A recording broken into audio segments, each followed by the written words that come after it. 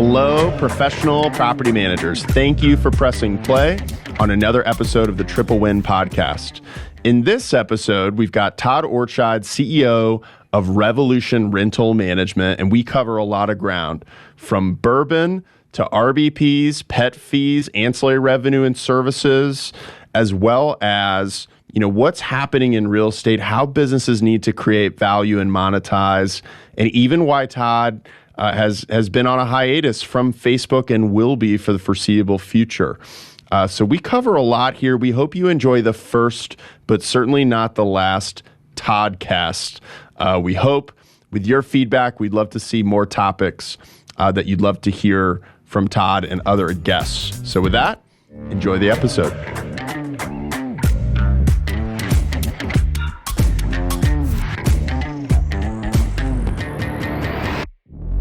Hey everybody, professional property managers. So excited to be with you. Andrew Smallwood here, host of the Triple Win podcast with Todd Ortscheid, my good friend, who you just heard a formal intro of coming into this. So Todd, we're going to get right into it. And importantly, first and foremost, for everyone who doesn't know, Todd and I share an affinity for bourbon. And so we decided, as a fun way to get things kicked off, the true first deep dive episode of this podcast, we wanted to pour a glass of our favorite bourbon that we're drinking right now. So Todd, I want to see, and for those watching on video, we'd love to see what you're going to be pouring on your end. Yeah, I'm actually going to be pouring here a Ranger Creek 36 cal Texas bourbon. I got this from actually a Second Nature person, now that I think about it. Blaze Case gave this to me when I was visiting out in San Antonio. So going to give this a try. And I've got, since I'm at the office, I've got my NARPM coffee mug, which is how I'll be drinking today, unfortunately. Out of a coffee mug, just like most property managers drink their bourbon these days, I think. Exactly. Jokes aside, that's cool, Todd. And Blaze, nice work. All right. I'm going to be opening some Weller Special Reserve here to honor my good friend Todd and this podcast and all of you. And I'm going to be pouring it into this fun glass here, if I don't mess my mic up, that's got like a street design of Nashville, Tennessee on it. And, since we're talking to Todd, I'm probably going to pour a little extra in here. All right, there we go. Any Weller fans out there, let me know. I'll let you know what you think. So, Todd, first sip. How's it taste for you? Let's go. Cheers. Cheers. That's pretty good, actually. Nice choice there, Blaze. Thank you. Ooh. Todd, can we record another podcast episode right after this one and pour another drink? That was really good. That tastes nice. Great. All right. Well, people by this point are probably saying, okay, great that you guys are enjoying bourbon, but I'm like driving on my commute listening to this podcast. So let's get to it. So Todd, listen, I know this is new to you even because this is brand new at Second Nature, but the Triple Win podcast is really about how do you create wins for all parties? It's really like the lens through which we see property management, and that many successful professional property managers like yourself really look at property management, which is through the lens of how is this going to impact residents? How is this going to impact property owners? And how's this going to impact my team and my bottom line, my business? And really taking all of that into consideration as you're making decisions about what to do, what to implement, what to change, where things are going, looking at it from that frame. And so we'll be doing that as we go along. And we're going to start right off where you've really got some amazing expertise. Your business, PM Assist, has a very popular course related to ancillary fees and just fees in general. You've got a resident benefits package course, which is really great. And just people know you for the content that you bring as it relates to monetizing the business and different types of fees and ancillary services. And you're just, from our perspective, one of the stronger operators that we've ever worked with as far as getting something implemented. Clearly, you understand process, you get it done. You get it done quickly, and there's not a lot of drama. You execute well. And so I'd love to start with, what are the things that professional property managers should be thinking about today as it relates to ancillary services and ancillary revenue? Where would you like to start there? Well, I guess a great place to start is actually what you're talking about there with the whole idea of the triple win. Since you bring that up, I mean, that's actually where a lot of this stuff falls into, and you really start to look at not just the programs that, provide the best value to people, but also the things that can provide the most revenue for your property management company and drive the most to the bottom line. Some of the things that do that when it comes to ancillary revenue is things like a pet guarantee, where you have pet fees, where, that's obviously a benefit to your bottom line, but it's also a benefit to a landlord who gets a guarantee against pet damage, and the tenant loves it because they're able to have a pet that they wouldn't otherwise be allowed to have. So, I mean, that's that classic triple win. And I mean, there's so many things like that from, you can look at the benefit package, your resident benefit package, like you mentioned. You've got your risk mitigation fees, where you're able to help tenants who might not otherwise qualify for a rental, and you're able to help the landlord get their property rented more quickly. There's so many of these things when you look through all the different revenue generating ideas that are just good across the board for everybody. And that's really where you should focus, your efforts when you're trying to bring in the most revenue and do the most good on this stuff. So Todd, give us one of like your greatest hits, call it, what's like your favorite thing that you've implemented as a program or as a fee, that has just been tried and true. And whenever you talk to other property managers about it and you hear about them going and implementing it, it's a major success, and something they really see working for them. What would that answer be for you? Well, I would probably say it has to be the benefit package. I mean, we've talked about that so much, though I hate to focus on that just because we've done other podcasts and everything on that. I would hope people have heard about that, but I mean, that really is where everybody should start. Once you get past that, I would say, the next biggest thing I have to say is the pet program, and that's something that's been around for a few years now. It's not something that was my idea. I got to give credit to people like Robert Gilstrap and Jen Stoops. There's other people who have been doing this. We just kind of fine-tuned it with how we use pet screening in our process to maximize revenue. But these are ideas that have been out there for a while that some people have used. But I mean, this can generate just a massive amount of revenue for your company. And most of it is pure profit. I mean, we hardly ever have to pay out on our pet guarantee. So just for people who aren't familiar with this, the way it works is you provide your landlord client a guarantee. You just, you can make whatever you want that to be. It could be, $1,000 guarantee, $3,000, whatever you want it to be. Just tell them, I'm going to, make your property a pet-friendly property. That's what we do with all our properties. But in order to do that, I'm going to make sure you're protected by giving you this $3,000 guarantee. So if anything goes wrong, I'm going to fix it. So, it protects the landlord, makes them feel better, because a $250 pet deposit, that doesn't help anybody. If somebody goes in and trashes the hardwood floors on the guy's rental property, he's not feeling too good about his $250 pet deposit. He needs $1,500 to fix the hardwood floors. So you're actually providing that protection to the landlord.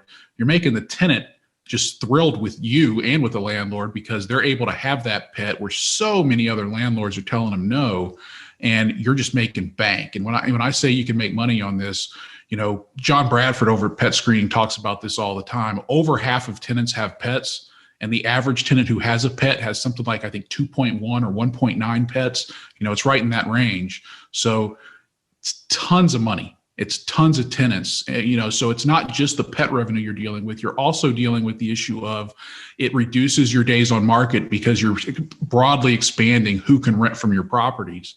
And because of that, you're also able to select from the best tenants. A lot of these people who, think about the person who is that dog parent, who has that pet. They take such great care of that pet. That's usually a pretty good tenant. That's not the kind of person who, is going to go in and trash your property. That person who goes in and gets a pet score of 5 when they go through the pet screening process because they've got their pet vaccinated, insured, they've got all the documentation. That is someone who is diligent, someone who's conscientious. They're going to take care of your property. So if you're screening that person out, who are you benefiting there? You're screwing over the great tenant you're screwing over your client who could have that great tenant, and you're missing out on the revenue. So, to me, this is just basic. Everybody should be doing this. I don't care what class of property you manage, do a pet program, do a pet guarantee. You're going to love this. Everybody you deal with is going to love this. Todd, something I feel like I've noticed about you is where self-managing landlords or accidental, real estate agents who happen to manage 5 properties on the side just to keep a relationship with somebody, people who aren't truly dedicated to being in the long-term rental game for the long term and a professional kind of dedicated company to this. A lot of them are risk averse in places that creates opportunity for professionals, and pets being an example of that. And I think something that's different about how you see it is, okay, well, where others are not going to be able to offer service or choosing not to offer service, we actually can. But it's because we're knowledgeable about the risk. We have expertise about the risk here. We can price the risk in, and we understand that if we provide this outlet for folks, ultimately they can be very happy with this because they say it's a difference between being able to rent that 3-bed, 2-bath and being able to get into it next week, right, in the neighborhood or school zone that they want with all of their pets there. And they're happy to pay you as the landlord, right, for the privilege of having their pets, where others are saying we don't allow pets. And that either leads to them choosing your property or deception or, all kinds of other paths that they're going to take that can cause a variety of issues. Is there anything else like that, Todd? I feel like you've talked about in the past, maybe somebody with a lower credit score or something like that, that maybe there's a judgment call there. And if you could talk a little bit about, like, how do you make that judgment call of pricing in the risk and saying, actually, this is an opportunity to create a win for the resident owner and us, as opposed to, just taking a pass? Yeah, people who maybe you haven't heard about this, it's like a risk mitigation fee type thing where someone who does have that lower credit score, but otherwise their application looks good. They just don't have great credit. We see this all the time because there's a lot of people who, especially those of us who were doing this 10 years ago, remember the people who went through foreclosure, their credit was destroyed. But this was somebody who makes $300,000 a year, maybe. They're an executive at a company. They've got otherwise a stellar record. They've got great income and everything, but they just went through this situation where they took out this awful loan that, ballooned, and then they couldn't pay it. So now they've got awful credit and they have to go rent, but nobody wants to rent to them because they got bad credit. And they're just like, I make $300,000 a year. Why won't you rent to me? This is a $1,200 a month rental. And, I look at that and I say, well, this is a prime opportunity to put somebody who is going to be able to pay, because this was a crazy situation that got him into this. And we see this not just in that kind of situation. We see it with, with student loans, with, one of my pet issues is medical debt. I just hate seeing somebody's credit ruined by medical debt. It just drives me crazy.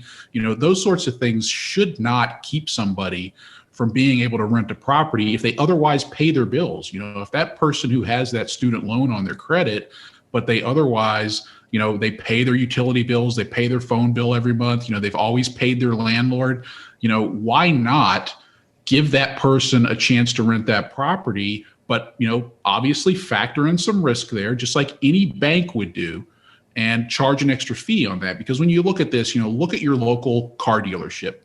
Do you think when that person goes to that car dealership and says, I want to buy, this new, this new, Ford, is going to turn them away and say, oh no, your credit score is 550. We're not going to sell you this Ford. Well, no, what they're going to do is they're going to say, sure, I would love to sell you this brand new car.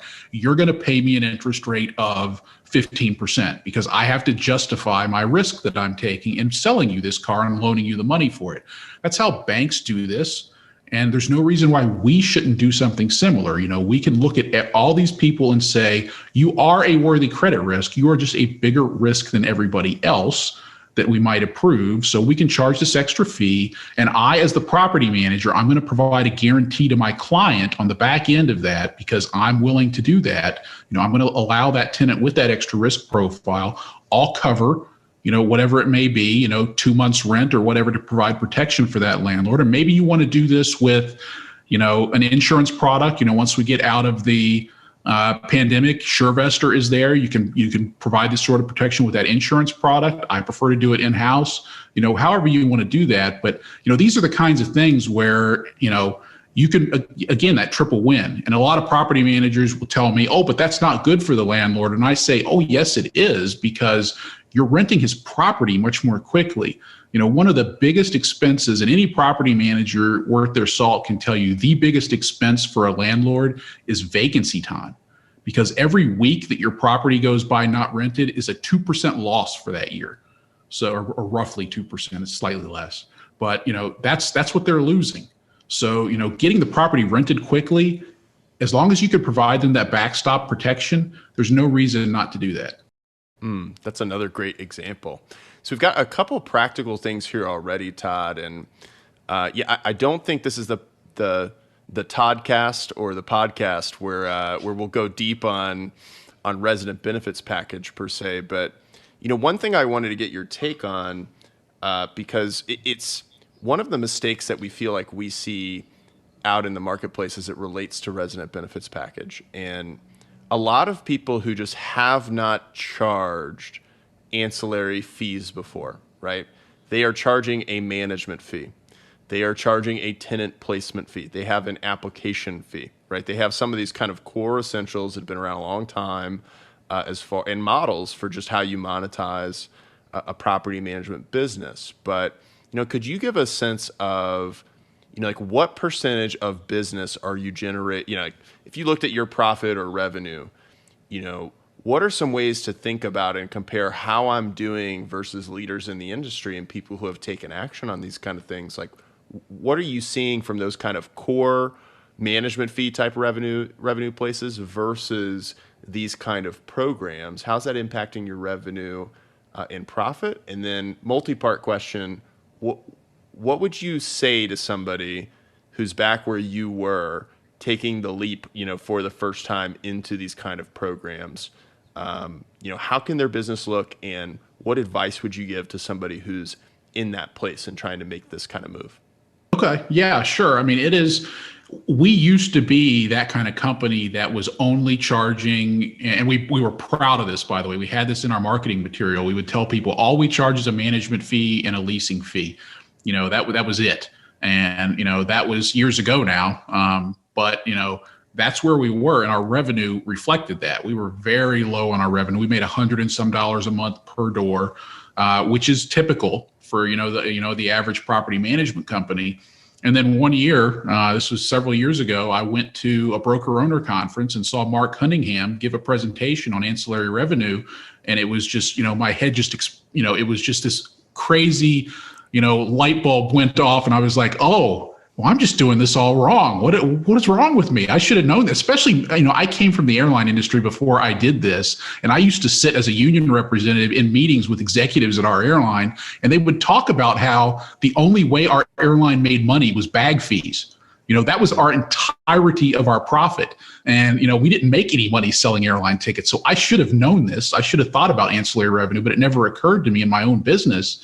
And once I implemented that, what I saw to the revenue picture was just night and day. Now, when you look at our P&L, 60% of our revenue comes from ancillary fees. Now, that does include leasing fees. If you look at the NARPM accounting standard, they consider a leasing fee to be an ancillary fee. So that's part of that picture. But a full 25% of that is tenant fees. So a quarter of our revenue just comes from additional fees that we charge to tenants, and that number is growing. So, over the next few years, as we get more and more tenants off of our older leases, because we still have tenants who have been with us for 12 years. So, when they move out, a new tenant comes in and we get them on our new fee structure, that's going to grow. We're going to be over $300 a month average unit revenue. So, that's compared to $173, which is the industry average right now. So that's the kind of difference you can see here. You can basically double your company's revenue if you really work at providing these sorts of ancillary services. And a lot of this stuff, very little of what we do is just, punitive fees. There is some of that. I call them behavioral fees, where we're trying to guide tenant behavior and that sort of things to discourage them from doing things we don't want them to do. But that's a very small portion of the revenue we collect. Most of that extra revenue is things like we're talking about, those triple win type things where everybody's benefiting from it and nobody feels like they're, getting screwed or anything like that. So, what I would say to somebody who's looking to do this and they're kind of scared, everybody who I've worked with when I've trained on this, everybody's worried about this. They always say, am I going to lease the property? Or is my days on market going to go up as I add these fees? Are landlords going to be, driven away? And my answer to you is this: I've never seen that happen. And, it's such a common concern. I hear it from everybody. It was a concern that I had every single time I've added some sort of fee. I've worried that it was going to be something that was going to drive those numbers negative. And it's never occurred, because when we do this, there's always some sort of benefit being added to somebody. So, when we added that benefit package, it was really easy for us to tell somebody, hey, yeah, you're paying this fee, but you're also getting filters, you're getting renter's insurance, you're getting all this stuff. So they didn't view it as they were paying something extra. They just saw that they were paying a different person for the stuff they needed to get anyway, and it was easier for them. So, don't worry about that. It'll work as long as you structure it right. Wow. So, I mean, a couple things I just want to make sure that don't get lost, because you had some great story and corollary there from the airline industry that I think is great and that people can relate to and understand. You mentioned $173 is the tip, like the standard in the industry, and almost double that is what leaders in the industry are able to achieve. And an important point that you made was, hey, some of this is punitive fees and holding people accountable, and there is value for the owner and you, the property manager, in that. Obviously, the resident probably doesn't see as much value in that. Not quite the triple win there. But that the majority of that, most of the iceberg there is actually things that is creating new value for the resident. It's creating new value for the owner that they wouldn't be able to create on their own, or that replaces what they would get on their own elsewhere competitively, and also creates a win for the property manager. And so I know that's why you keep coming back to resident benefit package is the number one thing you recommend, because it's not just a fee, right? It's not monetizing value that has just been amenitized up to this point. And that's a mistake we see some people making is, not looking at also how do you create new value for people so that you can really maximize the benefits. And I want to circle back to this later, Todd. I want to put a pin in this because later we'll talk about the future that you see for the industry of how property managers are creating and monetizing value and how this works together. So I'm tempted to keep going into it, but I think we're gonna have a meaningful way to talk about that a little bit later. So putting a pin in that, I'm gonna take a hard left turn because the people want to know, Todd. The people want to know. You have been a mainstay on Facebook as a great source of not just your expertise in property management, but I'm also a fan of all the memes and all of the fun stuff as well. And, we're missing it all, Todd. We're missing it all. You're no longer on Facebook. So I think some people, they missed a post or something like that of you sharing why you made this decision, and people are missing you, and I think your absence is felt, and they want to understand, why is Todd no longer on Facebook? Yeah, no, I appreciate that. And I did get text messages and everything from people asking me, hey, come back, we want to see the memes and all that kind of stuff. And I get it. I miss, there is downside to it, because I mean, the thing with social media is there's a whole lot of bad to it, which I'll talk about here in a second. But I mean, there is that good aspect to it where, I'll be honest with you, most of my closest friends nowadays are, people that I've probably met through Facebook when I got on the property management groups and everything, because most of my really good friends are people in the property management industry. You know, they're NARPM people. And I probably met almost all of them through Facebook, you know, over the last several years. And those are my closest friends, you know, people like you, honestly. You know, would I have ever met Andrew Smallwood if it wasn't for Facebook? And I don't know the answer to that question. So, you know, I mean, that is a positive to it. Now, the problem is I think that is so far outweighed by the negatives in social media. When you start to look at, you know, I would really recommend that people watch that documentary that's on Netflix about, I think it's called The Social Dilemma, where Tristan Harris, who was really in charge of how to do this stuff over at Facebook, about how they drive everything that they do. So, you know, it's everything in business. We all know that what we do things in our business that are incentivized, whether it's, you know, the money that we make off of fees or getting a property rented out more quickly, because that's how we get our leasing fee. You know, we have incentives in place that drive our behavior a certain way. Facebook and all the other social media companies, their incentive, because you are not their customer, the advertiser is their customer, their incentive is to keep you scrolling. And what they've learned is that the way to keep you scrolling is to keep you mad, because negative emotions drive people more than positive emotions. So when somebody is getting you angry, somebody's getting you spooled up, that's going to keep you scrolling down through there and clicking on stuff and reacting to stuff.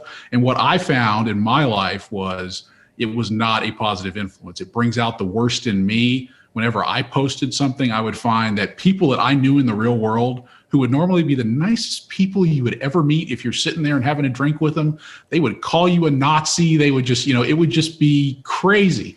You know, it's just the slightest little thing. You know, it's like that meme. Since I think in memes, you know, that book, you know, where if you look at that meme, the book, you know, everyone I don't like is Hitler, A Child's Guide to Argumentation or something to that effect. I mean, that's what social media becomes. And, you know, I just found, you know, when I unplugged from that and I started getting my news from, you know, the actual news, you know, like the New York Times or, you know, the Wall Street Journal or something like that, then, you know, my life just was better. So I recommend that. You know, I'm still on Instagram, by the way, because what I find is Instagram is just people sharing nice photos of what's going on in their life, and it's not a bunch of arguments. So, you know, I'm still there, but I think it's a negative thing overall, to be honest with you. It makes total sense. And when you think about these companies built upon ad revenue, and you mentioned, hey, their core customer is the ad revenue. And I think people have heard this phrase now, whether it was popularized in the documentary or not, of, you know, if you're not paying for the product, you are the product. And that a lot of people are using these tools without that level of awareness and without really that level of intention, you know, about using the tool. And it's easy to be susceptible to. I can't tell you how many times I've found myself saying, you know what, I'm just going to check real quick. And then 35 minutes later, I'm like, why am I still on here? And why do I feel this way? Oh my gosh, you know, and you have to shake yourself out of it. And it's one of those things where it's like, there's a good example of an industry that I think will be struggling until they find that triple win, just one man's opinion. But when they're able to, listen, I know they have like chief ethics officers and they've got independent boards and like I think they're trying to solve this problem, but it's so hard when, to your point, the incentives are so stacked, right? When the goal here is you make all of your gazillions of dollars monetizing people's attention, right? Then you're going to do things to capture their attention, not necessarily that bring out the best in people, but that could bring out the worst in people. And I feel like that's what you're noticing, that you're calling out for people to pay attention to. But man, there's so many positives of social media, like you call out as well. You just love to see somebody figure it out of how do you do this in a way that brings out the best in people, that allows people to connect in healthy ways, where maybe they aren't consuming it for 9 hours a day. And that being that, hey, you actually want people to use your product less so that they get a better benefit out of it. And they're not a cog in the machine. Yeah, it's a really difficult problem because when I think about it, I think, probably the best way to deal with it is to make it where you are the customer, where you're paying for your access. But then when you think about that, does that cut people out who, can't pay for it? Because not everybody is in that socioeconomic status where they can pay for a Facebook. So, now you're having a less diverse group of people that are using the product. Is that the best thing? It's a really difficult problem to solve. So, I mean, I kind of understand what the problem is. And, like you say, with the ethics officers and all this kind of stuff, that they're trying to find a way to do it. I get it. But the problem's not solved. And, I don't know that that finish line is even in sight. And that's kind of worrisome. And, I just see a really negative impact on society overall, not just in me, but, in what we see just everywhere. And, I hope, like you say, I hope somebody figures out how to do it, because, it could be a great way to bring people together. It's just not right now. Well, listen, for now, people can find you on Instagram until until the platforms figure it out. We got to keep pushing them to do better so we can get Todd back on Facebook, hopefully at one point. But Todd, no, thanks for that. I know people were curious about that, and I think there's some interesting points that you made there. Well, hey, before we wrap up, I really want to talk about this because you've had some interesting opinions. I know we've had some interesting discussions, one-to-one, and also when you were traveling the country, and then also, in some smaller groups about. And there's just a lot of conversation in the industry about this. It could be companies like Zillow. It could be companies, that are VC backed coming into the space. It could be a variety of different things, a bunch of technology coming to the self-managing landlord, right, to try to equip them and help them do things that they couldn't do before. And it can just kind of feel like it's coming from all directions, from the professional property manager's perspective of, it seems like there's a lot of people out there who might be trying to compete, who might be trying to replace, who might be trying to make it harder for me to really stand out and have a business that, I can be in for a long time. And I'm just curious, how do you think about that, and how are you looking at, what's going on right now? What are your thoughts on that? Yeah, so before I got off of Facebook, I kind of posted quite a bit about this. And I think you and I, like you said, when I was traveling the country, I think you and I had a conversation for like an hour and a half. I'm sitting in a snowstorm up in Seattle, of all places, to get a giant snowstorm. We kind of had a conversation about this, and I think it's really troubling what's going on as far as, there's all these, I think it was, I can't remember who you had on the last PM Exchange, but he was talking about prop tech, which is basically this whole new industry where it's a huge, magnet for venture capital right now. And, a lot of people want to get into this space, and it's companies like Hemlane and Zillow and all these places want to provide this product for the self-managing landlord to make it easier for them to do things themselves. And, when we already know that in our country anyway, 80%, 70%, somewhere in that range of the properties that are out there in the single family space are being managed by self-managing landlords, making it easier for them, because that's our big blue ocean. That's where all of us are looking to get new customers from. I always tell people that I'm not competing with my friends that are in NARPM here in Atlanta. That's not my competition. My competition is trying to convince landlords who are managing their own properties to have us manage. So, when you have those prop tech companies out there that are trying to stop us from doing that by making it easier for that landlord to do it themselves, I think that's a concern. But I would say, the area where we can compete here is what those companies are doing is basically making the mechanics of property management easy. So, rent collection, maintenance, screening, that's all just day-to-day mechanics of property management. And 30 years ago, that was what a property manager did. Now I can say that, especially when we talk about a lot of the things that we talked about earlier, when it comes to things like benefits packages and, pet guarantees and rent guarantees with security deposit alternatives, these are all things you can't do with a Hemlane software. Software doesn't solve this problem, because what you're trying to do is have a broad range of properties, spread your risk among those properties, and try to create a product that is going to deal with that issue. And you can do that when you manage 300 properties. If you're an individual landlord who has 3 houses that you're managing in a prop tech software, you can't really solve that problem for the pet guarantee because you've only got 3 properties. If I charge $25 a month to each tenant with a pet, what good's that doing me? I'm not diversifying my risk. I'm not bringing in thousands of dollars a month that I can use to deal with a damage from a pet issue. The property manager is. He's got that risk spread across hundreds of properties, and this is a product that he's able to provide. And, that's not something that software fixes. So I think that's where, and this is just very early in this problem where, I'm trying to find what our solution is to this. But that's kind of where I go and what I think we're able to do because of the fact that we manage a lot of properties as opposed to just being a software solution, to deal with mechanics. I think that's where the solution might be for us. But that's, like I said, early on in the process. Who knows where this goes 5-10 years from now?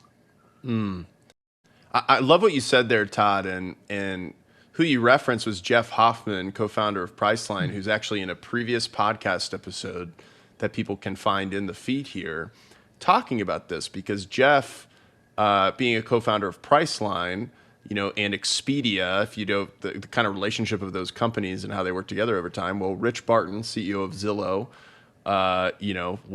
he made his name at Expedia before he came to Zillow. So they talk like a couple times a month. And as we were talking to Jeff about like, hey, real deal, what's going to go on here, and how have you seen, technology kind of enter into these kind of industries, and how does it enter an industry like this? What you mentioned was great, that technology for these, what I would call, or what we would call at Second Nature, transactional property management activities, right? So like executing the screening, executing the rent collection, right? Executing these kind of transactional interactions, right? That is a place that technology can make things more efficient or even automated, right? And knowing that, hey, if we were relying on a person to do this before, but actually this is a problem that technology can solve really well, there's like 2 categories there. One is there's technology that you need a person with judgment and expertise, right, to use the tool to get the best outcome and create the best experience.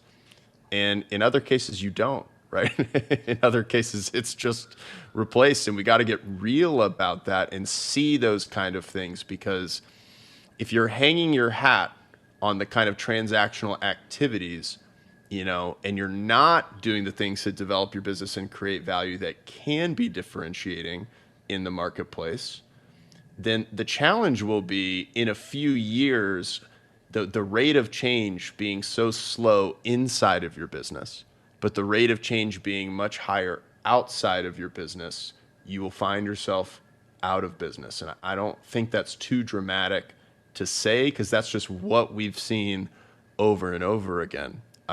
Is you've got to make the rate of change in your business greater than the rate of change outside of your business, or at least targeted in the specific places where you can create enduring value. And Todd, I'd love to get your take on this. Like, I know Second Nature's perspective is we believe there's a local expertise and an expertise in general of someone working in this day to day, et cetera, that property managers learning how to leverage their knowledge and their expertise that they have developed by being committed in this industry is an important place so that they can make the right judgments, and leveraging technology the way that I feel like you do and a number of our friends do, where they're quick to adopt these kind of things and say, we're going to become power users of this because, shoot, a self-managing landlord is not going to take the time to figure out all the self-showing stuff. They're not going to take the time to figure out all these different tools, figure out a resident benefits package, figure out the pet, right? The example that you used, because $25, man, it just doesn't mean all that much to them. But when you add all of those things up, again, it just puts more and more distance between what a self-managing landlord to do and what a professional can do. and the outcomes and experiences they can create. So I'm curious if is that how you see it? Do you see it differently? No, I do see it that way. Something I would, go back to what you just mentioned. Something I want to highlight is that what talking about the rate of change in your business versus the rate of change out. And something I want to bring up here is something I keep hearing from people is our business is different. And whenever I hear something like that, where, this industry is different or this sector is different, anything like that, I always want, that just always makes my ears perk up, because if you think you're different than everything else out there, you're almost certainly wrong. That is a recipe for disaster. So when we look across the country and all the different industries that are impacted by whether it's venture capital or technology or whatever it is. And we can see it from airlines to taxis to food delivery, grocery delivery. It's just everything you can see. If you think you're different just because you're a property manager, you are wrong. So, we do have to make sure that we are adapting and we're keeping an eye on this. Now, there are benefits, like you say, to being the local expert. I mean, that does mean something. So when we look at something like a Zestimate, Zestimates are kind of like an industry joke, not to bash Zillow, but I mean, everybody just, that's kind of a meme. The Zestimate doesn't have any bearing on reality. But it's not just them, not just to give them a hassle. There's also other companies out there like Rent Range, RentFax, Rentometer. There's a bunch of companies that try to find a technology solution to this problem of determining what rent should be. And we all know in this industry, even if you get the best of those solutions, we use Rent Range that we think is probably the best one, but we see it all the time where we send a report to a landlord and then we go out and actually look at the house and we say, oh, well, this neighborhood doesn't really stack up to what that report thinks the rent should be. It's actually $200 off. And that's where that expertise comes in. And, a $200 difference on rent, at least in our portfolio where our average rent is $1,260, that's the difference between renting your house next week or renting it 6 months from now because you've got it priced wrong. And that individual landlord who's just using the software, who only has the technology to go on, they're not going to be able to fix that problem. They're going to be the person who has that property sit vacant. So there is value in being the local expert. And, that's something we should emphasize, but I don't think that's also the be all end all either. Because I do think there's risk there also, because these big companies can get local people as contractors.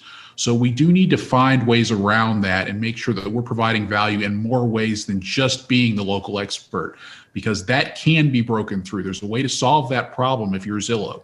So, you need to be more than just that, I would say. That's great.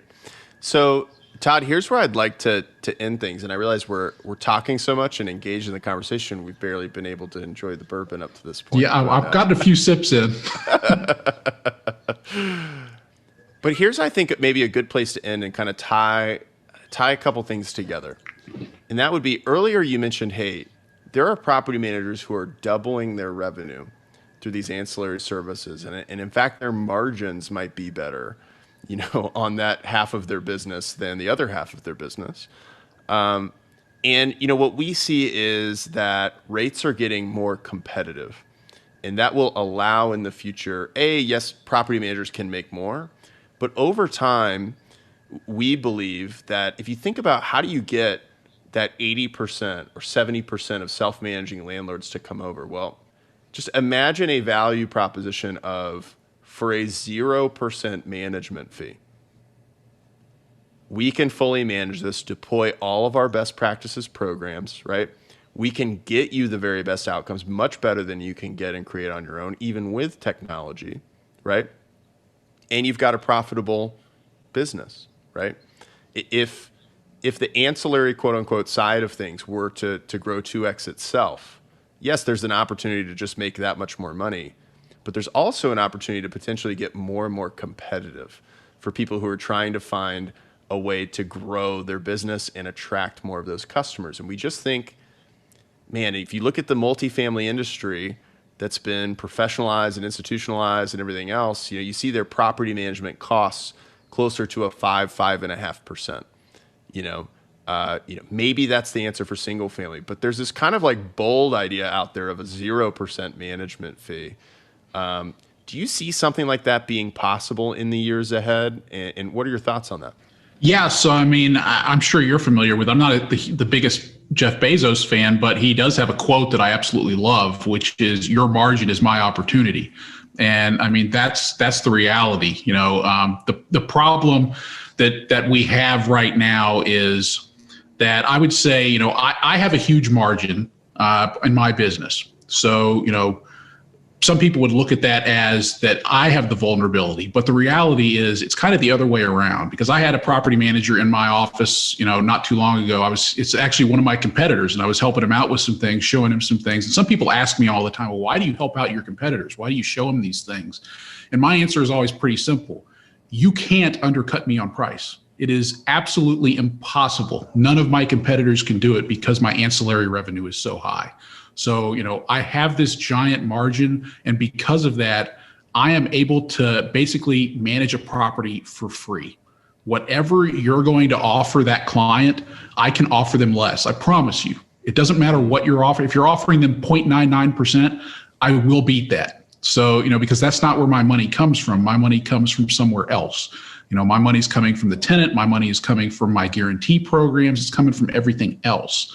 So, once you have that margin built up through your ancillary revenue, then your margin that you made off of management fees doesn't matter anymore. That's kind of like icing on the cake. So, I would always tell people, if you can get that ancillary revenue up, it puts you in this competitive position where you're now able to be the market leader. You're the one that gets to decide where the price goes in your market. So if you want to grow, I haven't been in a growth mode the last couple of years. We haven't been paying for marketing or anything. So, I mean, we've basically been stagnant. But if I wanted to go out there and post a Facebook ad right now with a 0% management fee, I can do that. And I can make a 20% profit margin on that. I ran the numbers yesterday to see what my margin would be on a 0% management fee. It's 20%. So, that's what you're competing with. So that's why I would tell people you have to focus on this ancillary revenue, because if you don't, there's going to be someone like me who does. And then I'm basically able to come in and take all of your business if that's what I want to do. So you don't want to be in that position. Oh, man. Listen to Todd so you don't get beaten by Todd. That's great. Todd, that's such a great point of property managers who get aggressive about creating a new level of service, creating a new level of value, right? Can monetize that value, and allows them to be more competitive in the traditional, kind of business model of property management. And what's a barrier to entry for so many self-managing landlords of they just view that 8%, 10%, whatever someone's charging as, is it coming out of my return or investment? Or it's the same property owner who's saying, well, wait, my mortgage is this amount. So shouldn't I just add this percentage and that's what I'm going to rent it for? Right? I mean, it's